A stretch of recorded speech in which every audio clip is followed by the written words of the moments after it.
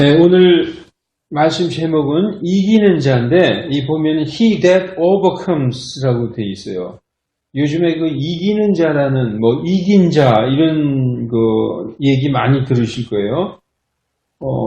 이긴 자라는 말은 특히 이단들이 너무나 많이 쓰고 있어요. 이긴 자가 무슨 뜻인지도 모르면서, 이긴 자, 백말탄 자, 이런 사람들이 너무나 많아요.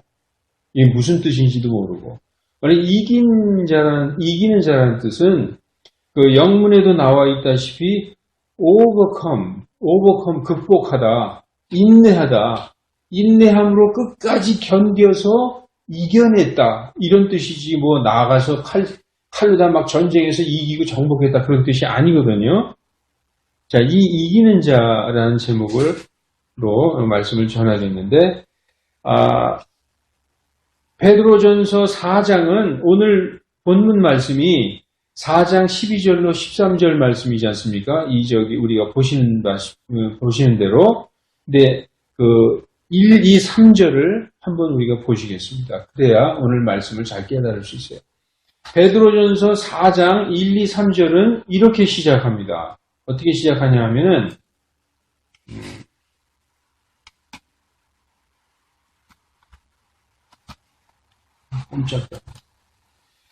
그러므로 그리스도께서 우리를 위해 육체 안에서 고난을 당하셨은즉 그와 같이 너희도 같은 생각으로 무장하라.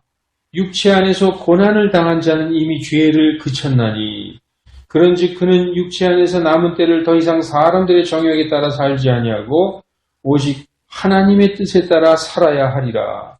우리가 색욕과 정욕과 과음과 환락과 연회와 가증한 우상숭배 속에서 걸어서 이방인들이 하고자 하는 바를 행한 것이 우리 삶의 지나간 때로 우리에게 족하도다. 이렇게 말씀하고 있어요.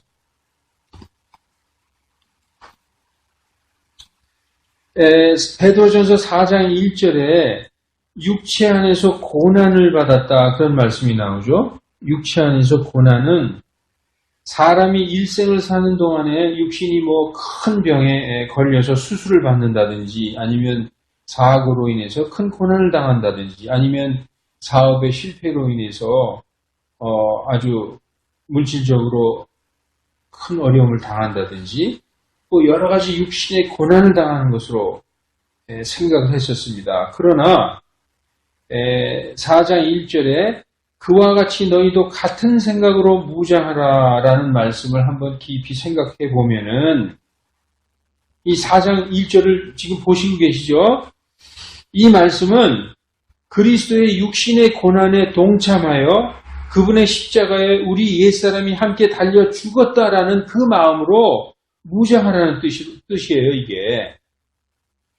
여기 베드로전서 4장 1절 그러므로 그리스도께서 우리를 위해 육체 안에 고난을 당하셨은즉 이 육체 안에서 고난을 당했다는 표현은 쉽게 말하면 십자가에 달려 돌아가셨은즉 그런 뜻이에요. 그러므로 우리도 육체 안에서 고난을 당한 자는 이미 죄를 그쳤다. 다시 말해서 죽은 자는 이미 죄를 그쳤다. 이렇게 말씀하고 있어요. 그런즉 육체 안에서 남은 때를 더 이상 사람들의 정욕에 따라 살지 말고 오직 죽은 자, 난 죽었다고 생각하고 육체 안에서 예수님처럼 나도 육체 안에서 고난을 당해서 이 세상에서는 이미 죽은 자라고 생각하고 내 육신의 정욕을 따라 살지 말고 오직 하나님의 뜻에 따라서 살아야 하리라 이렇게 말씀을 베드로전서 4장이 시작하고 있습니다. 그래서 우리가 색욕과 정욕과 과음과 환락과 여기에 보면은 지금 현재를 사는 우리들에게도 해당되는 말이에요. 색욕과 정욕과. 성경에서 이 육신에서 나오는 가장 죄의 모든 기본이 음행이에요, 음행. 성경에서 사람의 죄를 언급할 때 제일 먼저 언급하는 것이 바로 음행입니다. 그래서 여기서도 색욕과 정욕과 그리고 술 마셔서 과음하죠. 그 다음에 이제 환락과 연회와 가증한 우상숭배 속에서 걸어서 요즘도 점보러 다니고 굿하고 부적 써서 이렇게 하는 사람들 많이 있잖아요. 그러한 이방인들의 뜻대로 이렇게 걸어서 행한 것이 우리 삶의 지나간 대로 족하다라고 말씀하고 있어요. 오늘 말씀은 예수 그리스도가 십자가에서 고난을 당하셔서 십자가에서 돌아가신 것처럼 살아있는 너희들도 육체의 고난을 당해서 이 세상에서는 죽은 자로 생각하고 살아야 된다. 이렇게 말씀하고 있어요. 동일한 말씀이 로마서 6장 6절로 7절 죽은 자는 죄로부터 해방되었느니라 이렇게 말씀하고 있어요. 그래서 오늘 본문 말씀인 베드로전서 4장 12절로 13절을 보면은 불같은 시련에 대해서 불같은 시련이 무엇이냐? 너희를 단련하려고 오는 것이라고 말씀하고 있어요. 베드로전서 오늘 본문을 한번 보십시오.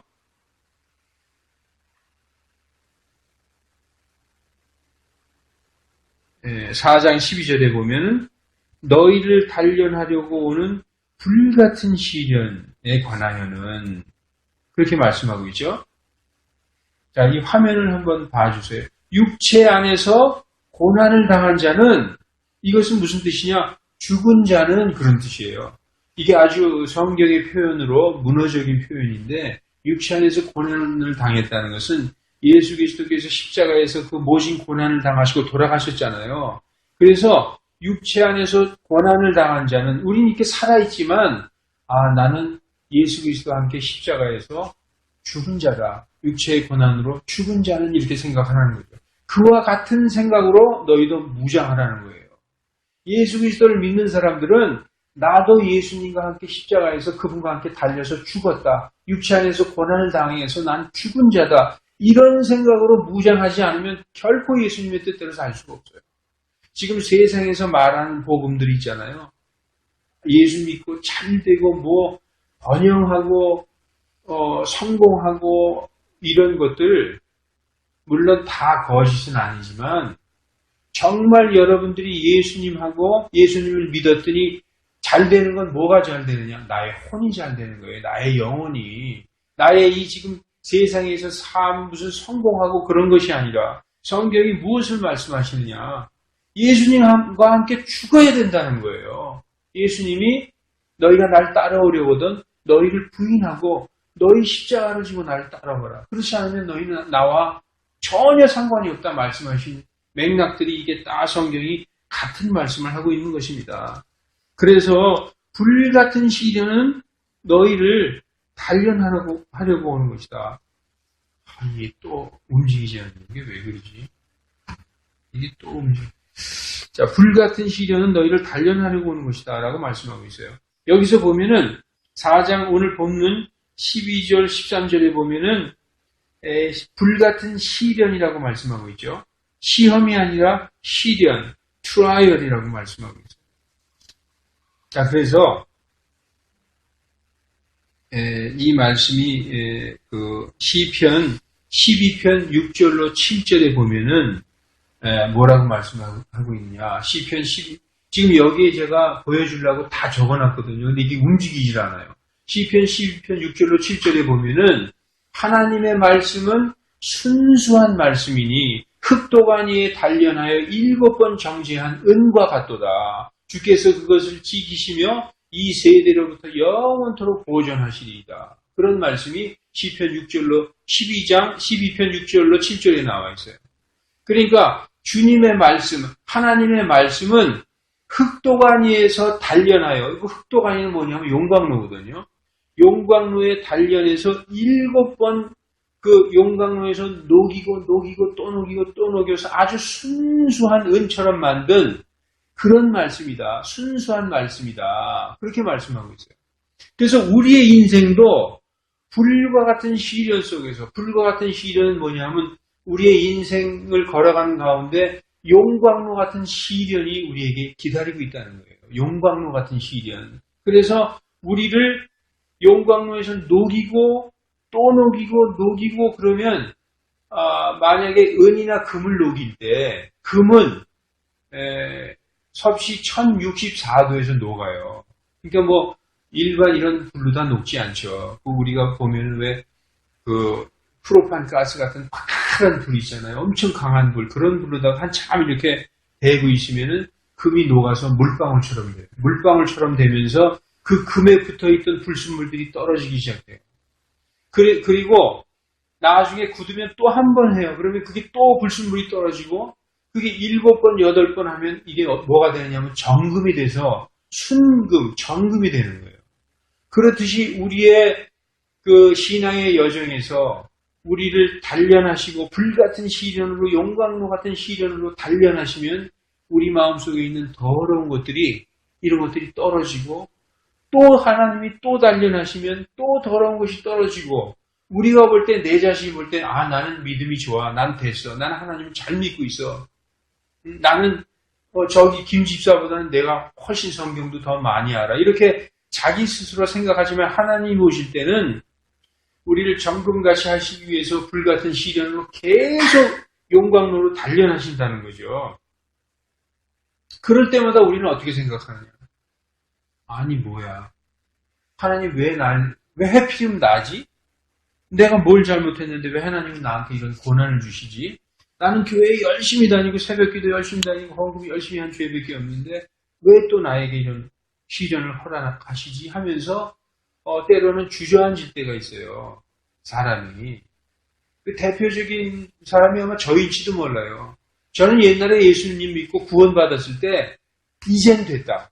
나는 이제 세상에 나가면 승승장구할 것이다. 왜냐하면은 나는 하나님의 아들이 됐거든. 그리고 내가 그 구원의 그 성경의 비밀을 깨달았어요. 예수 그리스도가 나를 위해 돌아가셨구나. 그 돌아가신 그 예수 그리스도가 바로 어린 양이셨구나. 나를 위해 돌아가셨구나. 내가 이걸 깨달은 순간에 헐쩍헐쩍 뛰었어요. 너무 기뻐가지고. 그 기쁨을 말로 표현할 수가 없어요. 구원받은 여러분들은 그 기쁨을 알 거예요. 그 첫사랑. 그러면서 어떤 생각이 들었냐? 이제 주님이 날 도와주시겠다. 내가 무슨 사업을 해도 난 잘 될 거다. 왜냐? 난 하나님의 아들이니까. 그래서 이제 세상에 나가서 잘 될 거로 생각했죠. 그래서 성경을 전반에 걸쳐서 뭐가 잘 되는 거냐 하면 우리의 영혼이 잘 되는 건데 저는 그때 성경을 잘 몰랐기 때문에 구원만 받고 나서 나의 인생이 이제 잘 되고 이 세상에서 뭐가 잘 풀릴 줄 알았어요. 근데 그게 아니더라고요. 그러니까 구원받은 사람 중에서 어린 나이 같은 성도들은 예수님 믿고 내가 구원받았는데 왜 이렇게 안 되냐 이거예요. 거기에서 많은 갈등을 겪을 수가 있어요. 그때 오는 갈등은 더 심하죠. 마지막 보루인 하나님을 붙잡고 구원받았는데 이게 잘 될 줄 알았는데 오히려 더 큰 시련과 환난이 온다. 그럴 때 이제 무엇이 난 어떻게 해야 되지? 이렇게 벽에 부딪힌 것 같은 때가 이제 있게 되는 거죠. 그런데 이 불같은 시련을 통해서 우리는 알지 못하지만 하나님께서 보실 때 우리를 더 단련하고 또 녹이고 녹여서 우리에게 있는 이 쓴뿌리와 우리에게 있는 교만함과 우리에게 있는 어떤 그 자만심 그리고 우리를 스스로 용납하는 악한 행실 어떤 음탕한 마음 어떤 탐욕 이런 거 완전히 녹여버리시는 그러한 어떤 그 용광로의 시련이 우리에게 있다는 거예요. 그래서 이러한 것이 우리에게 올 때 오히려 크게 기뻐하라는 것입니다. 크게 기뻐하라는 거예요. 그래서 그 정금과 같이 순수하게 되어서 주님께 나오게 하시려는 사랑의 단련이라는 것을 우리가 깨달아야 되는 거죠. 근데 그거 깨닫기가 너무나 힘들어요. 왜냐하면 그렇게 가르치지 않으니까 문제가 있는 거예요. 성도들에게 예수 그리스도를 믿고 이렇게 구원받았어도 앞으로 인생길에서 많은 어떤 단련과 고난이 있을 때 기뻐하십시오. 하나님의 사랑의 표현입니다. 하나님은 자신을 사랑하는 자들을 단련하십니다. 이렇게 가르쳐야 되는데 예수 믿고 복 받고 막 이렇게 잘 되는 거를 가르쳐 주니까 그리고 옛날에 한참 그게 유행했었어요. 그 간증하는 거. 내가 예수님을 믿었더니 그냥 갑자기 해서 교회에 바쳤더니 믿음으로 바쳤더니 막 매덕이 생겼다 그러고 성도들이 그거를 이제 동경하고 흠모하게 되는 거죠. 나도 그렇게 됐으면 하나님 앞에. 근데 사실 이렇게 그 잘되고 뭐 부흥하는 그것을 우리 신학적으로 번영신앙이라고 그러는데 그거 사실 굉장히 잘못된 거예요. 오히려 이런 고난들을 성도들이 강하게 맞서서 싸울 수 있는 걸 교회에서 가르쳐야 되는데 그런 걸 가르치지 않았어요. 그래서 사도 바울은 뭐라고 얘기하느냐? 그리스도의 고난 뒤에 있는 고난들을 나의 육체에 채운다. 그리스도의 고난, 아까 말씀드렸지만 예수 그리스도께서 십자가에 달려서 돌아가실 때 겪었던 그 고난을, 그 고난 뒤에 있는 고난이 성도들에게 남아있다는 거예요. 그리스도의 고난 뒤에 있는 것들을 교회를 위하여 내 1장 24절 나는 이제 너희를 위해 내가 고난당하는 것을 기뻐하고 사도 바울이 말씀하는 거예요. 그리스도의 고난들 뒤에 있는 것을 그리스도의 십자가 고난으로 예수님이 돌아가시고 고난당하셨으면 끝났지 않습니까? 아니라는 거죠. 그 고난 뒤에 무엇이 있느냐? 성도들에게 남겨진 고난이 있다는 거예요. 그분의 몸, 곧 교회를 위하여 내 육신 안에 채우노라 이렇게 말씀하고 있죠. 그래서 그 사도 바울뿐만 아니라 그분의 몸인 모든 성도들은 그분의 고난에 동참하는 것이 지극히 당연한 것입니다. 머리가 아프면 온몸이 아프잖아요. 교회의 머리이신 예수 그리스도께서 고난을 당하셨을 때에 그 그리스도께서 모든 죄를 감당하시고 돌아가셨지만 그 고난 뒤에 성도에게 남겨져 있는 교회를 세우기 위하여 우리 역사적으로 한번 보십시오. 신약교회 이후에 우리 신약 성도들이 얼마나 많이 순교를 당했어요. 예수님이 모든 거 다 이루시고 돌아가셨으니까 그 다음부터 우리는 복 받았나요?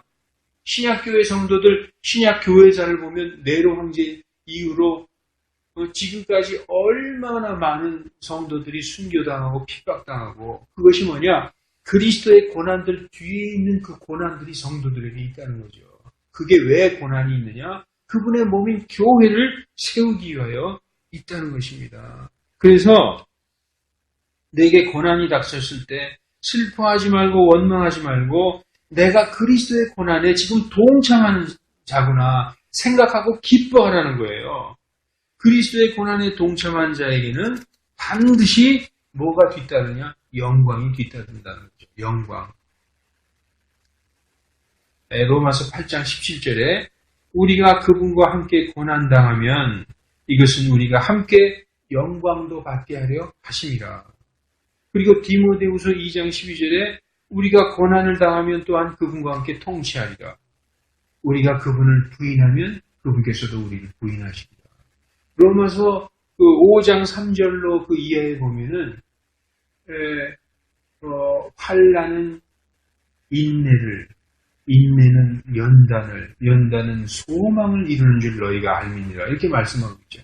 그러니까 성도들에게는 반드시 하나님께서 허락하시는 그러한 환난과 시험의, 시련의 기간이 있다는 것입니다. 그러므로 이 세상에서 부귀영화, 성공, 웰빙 이거 복음과 거리가 좀 멀다는 거예요. 우리 크리스천들은 세상에서 항상 승리하고 머리가 되고 꼬리가 되지 말라고 가르침을 받았어요. 어렸을 때부터. 나가서도 너 때리고 들어와야지 맞고 들어오면 아빠한테 또 맞는다. 나가서 이겨야 되는 거예요. 그걸 다 배워왔죠. 근데 이 성경에서 말하는 승리는 그런 승리가 아니라 세상에 대한 이 승리는 세상을 우리 성도들이 십자가에 못 박을 때만 승리할 수 있어요. 세상을 십자가에 못 박지 않으면 우리는 승리할 수 없다는 거죠. 그래서 내가 사도 바울이 그러죠. 내가 세상은 나에 대하여 십자가에 못 박혀 있고 나 또한 세상에 대하여 그러하니라. 세상과 나는 원수기 때문에 나는 세상에 대하여 십자가에 달려 있다는 것은 세상에 대하여 난 죽었다는 거예요. 그리고 그 세상은 나에 대하여 죽었다는 거예요. 그렇지 않으면은 우리가 승리할 수 없다는 거예요. 세상의 모든 유혹으로부터 완전히 자유롭게 되는 것이 바로 세상에 대한 승리예요. 그러려면 육신이 죽지 않고는 도무지 할 수 없는 거예요. 육신에서 나오는 것이 뭡니까? 로마서에서 뭐라고 얘기하고 있냐면 로마서 아마 1장 28절 이하에 간음, 음행, 부정함, 세욕, 우상숭배, 마법, 증오, 불화, 경쟁, 분노, 다툼, 폭동, 파당, 시기, 살인, 술 취함, 흥청망청됨, 또한 그와 같은 것들이니라. 그리고 모든 에베소서에 보면요, 모든 음행, 그리고 부정함, 그리고 탐욕은 곧 우상숭배니라. 우리에게 나오는 게 그런 거라는 거예요. 이것을 십자가에 못 박지 않고는 세상에 대해서 승리 못한다는 거죠. 그러면은 육신이 죽어야 된다는 거예요. 육신이 죽지 않고는 할 수 없다는 거예요.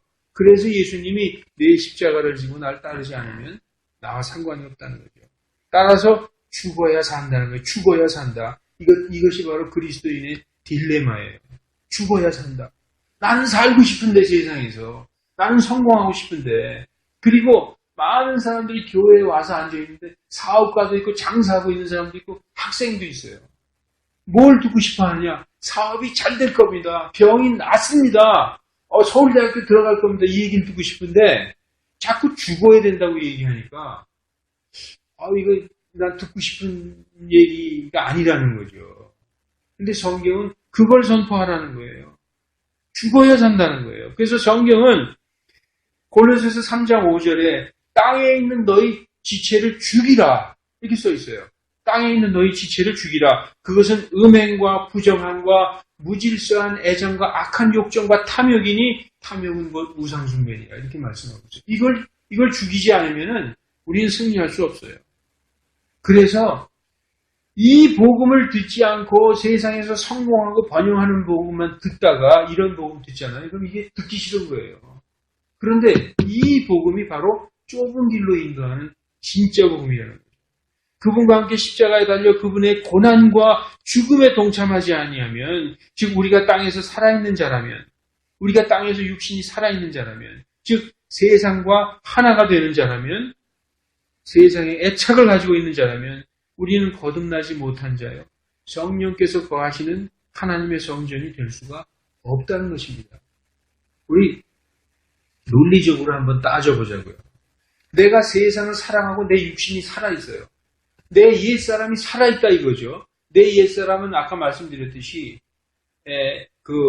음행과 모든 부정함과 그리고 탐욕 이런 걸로 가득 찬 나의 옛사람이 살아있는데 성령 하나님이 그 죄로 가득 찬 내 육신에 와서 거하실 수 있을까요?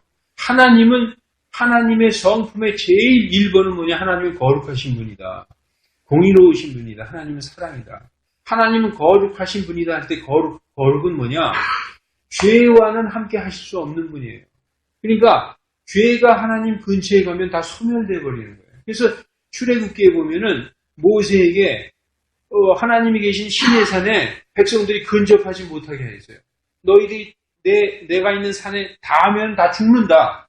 그러니까 백성들이고 장로들이고 이 시내 산에 가까이 하지 못하게 해라. 왜냐? 죄를 입고 있는 육체가 하나님의 거룩하신 근처에 가면 다 죽어버리니까. 그렇기 때문에 하나님과 함께 할 수 있으려면은 죄 없으려면 뭐예요? 죽은 자가 되어야 된다는 거. 나의 옛사람이 십자가에 달려서 죽어서 지금은 아까 로마서에 얘기했죠. 죽은 자는 죄를 그쳤느니라. 나는 죽었어요. 그래서 나는 죄를 짓지 않는 더 이상 죄가 없는 예수 그리스도의 새 생명으로 태어난 자가 되어야만이 성령께서 나를 성전 삼아서 나와 함께 계실 수 있는 거지. 옛사람의 그 죄가 있는 옛사람이 그대로 있는데 성령이 오신다. 이거는 논리적으로도 맞지 않는 거예요. 그래서 옛사람이 죽지 않으면은 우리는 하나님의 뜻대로 살 수 없어요. 그래서 죽어야 사는 것입니다. 그래서 구약의 할례도 육신의 죽음을 의미하는 것이며, 아브라함이 할례 받았잖아요. 아브라함이 죄 있는 자잖아요. 죄 있는 자를 하나님과 상대하시려면 아브라함이 죽어야 되잖아요. 그 죽는다는 표현이 뭐냐면 할례 해가지고 살점을 잘라내 버리는 거예요. 그게 무슨 표현이냐면 뭐에 대한 상징이냐면 옛사람은 나는 죽었습니다. 그 상징이에요. 그것이 신약 시대에 와서 무엇을 의미하느냐 하면 그것이 바로 침례를 의미하는 거예요. 난 죽었습니다. 그걸 의미하는 것이죠. 그래서 구약의 할례도 육신의 죽음을 의미하는 것이며 신약의 침례도 그리스도 안으로 장사 지낸 바 되어서 예수 그리스도의 죽음과 하나가 되어 죽은 자요. 그러한 자가 주님의 부활에 함께하는 자라는 거예요. 로마서 6장 3, 4절 보면 그리스도 예수님 안으로 침례받은 자는 그분의 죽음 안으로 침례받은 줄을 너희가 알지 못하느냐. 너희가 죽음 안으로 침례를 받아 그분과 함께 묻혔나니 그분께서 자신의 영에 의해 그분을 이렇게 세우신 것처럼 너희도 생명 안에서 새 생명 안에서 걷게 하려 하십니다. 라고 말씀하고 있는 것입니다. 그래서 갈라디아서 3장 27절에 너희 중에 그리스도 안으로 침례를 받은 자는 다 그리스도로 옷 입었느니라. 그렇게 말씀하고 있어요. 그래서 여러분 이제부터 모든 일은 나는 죽은 자잖아요. 그러니까 내 일이 아니라 내 일을 하려고 하지 말고 주님의 일을 하려고 하세요. 주님의 일을 하려면은 그럼 또 신학대학에 가가지고 공부해야 되겠네. 그게 아니라 지금 내가 하고 있는 일이 내 일이 아니라 지금 내가 하는 사업, 내가 하는 모든 일이 바로 주님의 일이다라고 생각하면서 하라는 거예요. 사람들은 주님의 일을 하라 그러면 무슨 사명을 받았다 그러고 자꾸 신학대학에 가려고 그러는데 그런 게 아니라는 거죠. 우리가 이 세상에서 죽은 자처럼 아무 욕심과 욕망이 없이 살면 우리의 삶이 얼마나 재미없고 무미건조할까라고 생각하면서 실망하시는 분도 있잖아요. 그럼 이 세상에서 죽은 자처럼 살면 너무 재미없겠다. 이렇게 생각하실 거 아닙니까? 육신의 정욕을 따라 살면 참 재밌어요. 육신이 원하는 대로 살면은 얼마나 재밌는지 몰라요. 얼마든지 음행도 하고 간음도 하고 요즘 간음이 폐지됐으니 얼마나 아주 난리 나고 살판났죠. 이게 하나님의 뜻에 완전히 거꾸로 가고 있는 거예요, 세상은. 그런데 음행하고 술 취하고 흥청망청하고 내 멋대로 살면 재미있어요. 왜냐? 죄는 우리에게 굉장히 짜릿함을 줘요. 너무나 죄의 치명적인 짜릿함 때문에 사람들이 죄를 벗어나지 못하죠. 그런데 죄를 짓고 사는 그 길은 넓은 길, 사망의 길이에요. 사망의 길. 그래서 로마서 8장 13절에 너희가 육신을 따라 살면 죽을 것이로되 성령을 통해 몸의 행실을 죽이면 살리라. 이렇게 써있어요. 그러니까 성경 전체는 뭐라고 얘기하고 있느냐? 죽으면 산다는 거예요. 죽으면 산다. 죽으면 산다. 여러분 교회에서 잘 된다, 복 받는다, 성공한다 얘기 들었잖아요. 물론 그렇게 돼요. 결론적으로는 우리나라가 지금 이렇게 아주 폐허의 잿더미 속에서 이렇게 몇십 년 만에 놀라운 발전을 한 것이 바로 예수 그리스도의 복음 때문에 그런 거예요. 결론은 그렇죠. 그런데 개인 하나하나가 이 성공하고 잘 되는 거 이전에 죽어야 산다는 걸 알아야 된다는 거죠. 내가 하는 모든 일이 내가 하는 일이라고 생각하면 나를 위해서 하는 것이요. 모든 일이 주님의 일이라고 생각하면 나를 통해 주님께서 일을 하시는 것이구나. 이렇게 생각하면서 살 수 있다는 거죠. 주님을 위해서 한다고 말하지 마세요. 그 일이 무슨 일일지라도 현재 주님을 위해서 하는 게 아니라 내게 맡겨주신 주님의 일을 한다고 이렇게 생각하시라는 얘기죠. 내게 맡겨주신 주님을 위해서 일한다. 주님의 일을 한다. 이렇게 생각하라는 거죠. 주님의 일을 한다고 생각하면 모든 악한 일에서 아마 떠나게 될 거예요. 내가 하는 이 일이 내 일이 아니라 하나님의 일을 내가 하고 있다라고 생각하면 모든 악한 일에서 떠나게 될 거라는 거죠. 여러분, 그리스도인들에게 또한 가장 중요한 게 있어요. 모든 사람과 더불어 화평을 히브리서 12장 14절에 보면 지금 이게 움직이지 않는데요.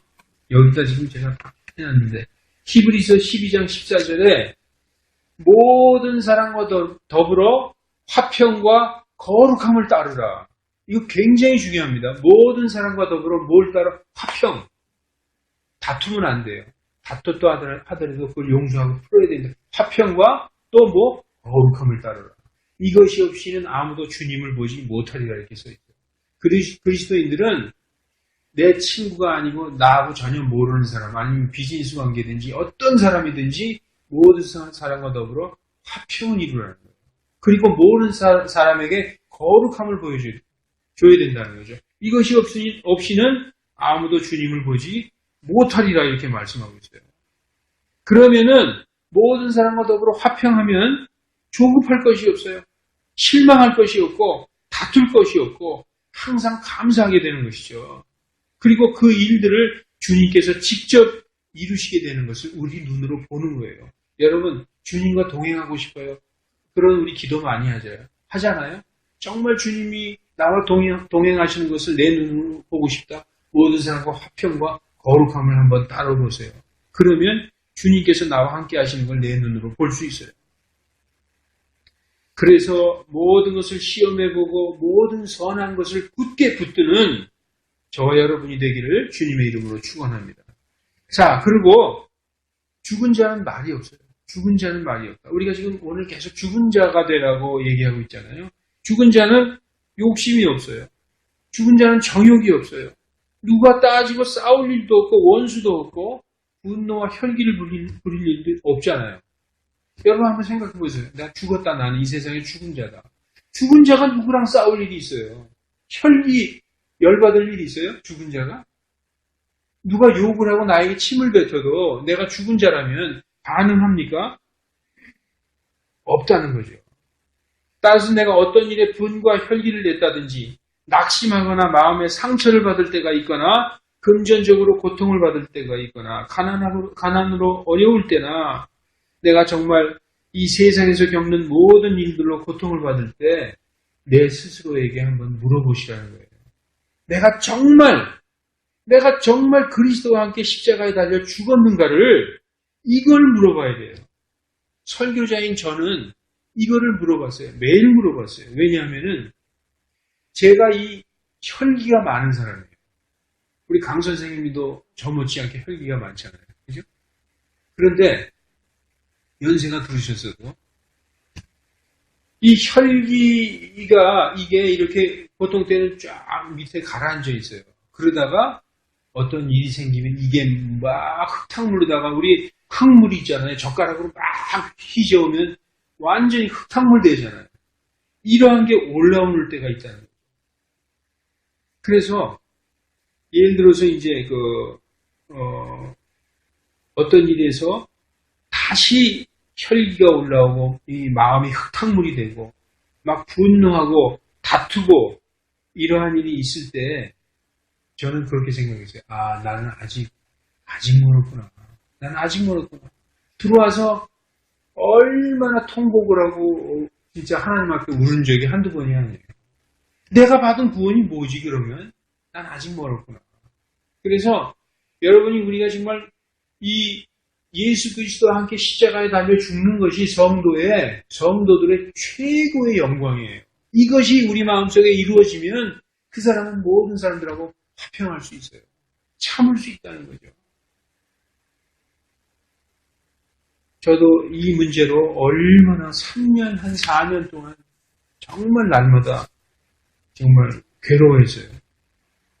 근데 이게 하나님에게 간절히 기도하고 정말 나는 죽었다고 이렇게 하면서 할 때 어느 순간에 이게 성취되는 그런 걸 제가 느꼈어요. 성취되는 것을. 그렇다고 해서 완전히 될 수 없어요. 우리 인간은 이 땅에서 아무리 거룩하게 돼도 하나님과 예수님의 수준에 도달할 수 없어요. 내가 그렇게 됐다 그러면 그건 다 교만하는 거예요. 그렇게 되려고 그 표대를 향하여 달려갈 뿐이에요, 우리는. 달려갈 뿐이고, 말씀을 통해서 우리 자신을 치고 그 말씀에 순종할 뿐입니다. 그렇습니다, 여러분. 우리 육신이 살아있는 한 사도 바울의 고백이 있잖아요. 그 고린도전서 15장 31절에 나는 날마다 죽노라. 그 위대하신 사도 바울이 왜 나는 날마다 죽노라라고 외쳤을까요? 이게 안 되는 거예요. 육신을 입고 있는 한 날마다 죽노라 하신 그 사도 바울의 고백이 바로 여러분과 저의 우리들의 결단이 되어야 할 줄로 믿습니다. 많은 사람들이 예수님 닮기 원한다고 입에 달고 살지만 이 밖에 나가면요 예수님을 닮겠다고 교회 이름도 예담교회, 예원교회 얼마나 많습니까? 많이 보이죠? 그리고 젊은이들이 부르는 CCM송을 가만히 들어보면은 복음송 거의가 예수님 닮기 원해요라고 손들고 젊은이들이 예수님 닮기 원해요. 그러잖아요. 예수님을 닮는다는 것이 도대체 무엇을 의미하는지, 걔네들이 알고나 있는지 난 그게 궁금해요. 예수님 닮는다는 것은 다름이 아니라 십자가에 달려 죽는 거예요. 그것을 알면 예수님 닮겠다고 하는 사람이 몇 사람 안 될 거예요, 아마. 죄인들을 위해 자신을 십자가에 내어줄 정말 그러한 사랑을 예수님께서 하신 그러한 죽음을, 그러한 희생을 자기들이 할 수 있을까? 우리는 참 불가능하죠. 예수님은 로마서 5장 7절 8절에 의로운 자를 위해 죽는 자가 거의 없고 선한 사람을 위해 용감히 죽고자 하는 자가 혹 있을지라도 우리가 아직 죄인이었을 때에 우리가 무슨 회개해서 예수님 앞에 나갔을 때 우리를 위해서 돌아가신 게 아니라 우리가 원수였을 때 예수님을 믿지 않고 조롱하고 대적할 그때에 우리가 원수였을 때에 아직 죄인이었을 때 우리를 위하여 십자가에 돌아가셨다는 거예요. 예수님이 하신 그거 우리 인간은 흉내낼 수 없어요. 예수님 닮기를 진짜 노력은 해야 되겠지만은 우리가 그분을 믿고 회개하기도 전에 그저 죄인이었을 때 경건치 않은 죄인들인 우리를 위해 자기 생명을 버리신 그 예수님 정말 우리 그분을 닮기 위해 그 표대를 향해서 날마다 달려갈 뿐입니다. 자, 이제 말씀을 맺겠습니다. 사랑하는 성도 여러분, 나의 형제 자매님들, 우리의 삶에 닥치는 고난들, 이 불같은 시련을 오늘 본문 말씀처럼 이상히 여기지 말라는 거예요. 나에게 시련이 닥칠 때 오히려 크게 기뻐하라는 거예요. 하나님 앞에. 주여 감사합니다 하고 세상 사람들이 보면 미친놈들 그러겠죠. 미쳤다 그러겠죠. 그런데 이 불같은 시련을 성경 말씀에서 크게 기뻐하라. 낙심하지 말라. 왜냐? 내가 약한 그때의 강함이라는 거예요. 여러분, 내가 성공하고 부자 되고 모든 게 부족함이 없고 성경에서 그러죠. 나는 부유하고 재산이 늘었으니 내게 부족함이 없도다 그러잖아요. 근데 예수님은 뭐래요? 하나님은 뭐래요? 너 어리석은 자여 이 밤에 내 혼을 취하면 내 모든 소유가 누구 것이 되겠느냐라고 성경이 말씀하잖아요. 그래서 이 불같은 시련을 이상히 여기거나 낙심하지 마십시오. 영광과 감사와 찬양을 드리세요. 왜냐하면 내가 약할 그 고난과 환난의 때에 영광의 영, 그리스도의 영, 하나님의 영께서 내 위에 머물러 계심이라 그렇게 말씀하고 있어요. 사도 바울이 굉장히 고난을 당할 때 그때 그 고린도후서 12장인가 거기에 보면 그런 말씀이 있어요. 풍성한 계시들로 말미암아 사도 바울이 너무나 하나님한테 많은 계시를 받았잖아요. 풍성한 계시들로 말미암아 나로 하여금 자만하지 않게 하기 위해서 하나님께서 나에게 그 사자를 보내셨다는 거예요. 그래서 사탄의 전령을 보내서 내 육체를 치게 하셨다. 그래서 나 육신 안에 가시를 주셨다. 그래서 이것들로 인하여 이것이 내게서 떠나기를 3번 하나님께 간절히 간청하였더니 하나님께서 내게 말씀하시기를 내 은혜가 내게 족하도다. 이렇게 말씀하셨다는 거예요. 그래서 내가 약할 때, 내가 아주 이 병약하고 치욕적인 그때에 바로 하나님의 영께서 내 위에 함께 계시는구나. 이걸 깨달았다는 것이죠. 주 예수님께서 오래 참으사 순종의 본을 보이신 것처럼 우리도 그분의 본을 받아서 하나님 앞에서 오래 참고 견디며 순종하는 것이 이것이 바로 오늘 설교 본문의 제목인 이기는 자라는 거예요. 어떻게 이기는 자가 되느냐? 다시 한번 읽어줄게요. 주 예수께서 오래 참으사 순종의 본을 보이신 것처럼 우리도 그분의 본을 받아 하나님 앞에서 오래 참고 견디며 순종하는 것이 바로 세상을 이기는 것이다. 그래서 성령의 열매 중에 제일 중요한 게 바로 인내예요. 사랑, 기쁨, 화평, 오래 참음. 이게 바로 인내거든요. 부드러움, 선함, 믿음, 온유, 절제. 이 중에서 가장 기본이 돼서 우리를 딱 받쳐주고 있는 것이 무엇이냐? 인내. 그렇기 때문에 이 오래 참고 견디며 순종하면은 하나님께서 어느 날 우리의 오른손을 들어주신다는 거죠. 너 자신을 높이면 하나님이 낮춰요. 나를 하나님 앞에 지극히 낮추면 하나님께서 우리를 높여주시는 것입니다. 그리하여 믿음으로 말미암아 세상은 능히 이기는 우리에게 이루 말할 수 없는 영원한 영광과 상급을 주시는 것이 바로 하나님의 뜻인 것입니다. 형제들이여, 고난 중에 주님께 나의 형편과 처지를 감사함으로 아뢰시기 바랍니다. 빌립보서 4장 7절에 그리하면 모든 이해를 뛰어넘는 하나님의 평강이 그리스도 예수님을 통하여 너희 마음과 생각을 지키신다. 아멘. 기도하십시다. 하나님 아버지, 오늘 형제자매들이 많이 안 왔지만 그들도 동일한 은혜를 하나님께서 주셨을 줄 믿습니다. 아버지 하나님, 우리는 정말 하나님께서 너무나 위대하고 영원한 것을 주셔서 우리는 이미 세상을 이긴 자지만 때로는 세상을 바라보고 살 때도 있고 우리에게 고난과 시련이 닥칠 때 그 무게로 인하여 넘어지고 원망할 때도 있습니다. 하나님께서 이 불같은 시련을 허락하실 때에 그것을 오히려 기쁨으로 받아들이고 감사함으로 인내함으로 능히 이길 수 있는 우리가 되게 하여 주시옵소서. 아버지 하나님, 성도들의 마음속에 정말 이것을 주시기 원합니다. 그리스도 예수님의 십자가에 함께 달려서 그분과 함께 장사 지낸 바 된 그러한 옛사람이 완전히 죽은 바 된 그런 성도들로서 이제는 예수 그리스도께서 주신 새 생명으로 그분의 음성을 따라가는 거룩한 성도들의 삶을 살아가는 우리들이 될 수 있도록 하나님 허락하여 주시고 은혜를 베풀어 주시옵소서. 감사드리며 주 예수 그리스도 이름으로 기도하옵나이다. 아멘.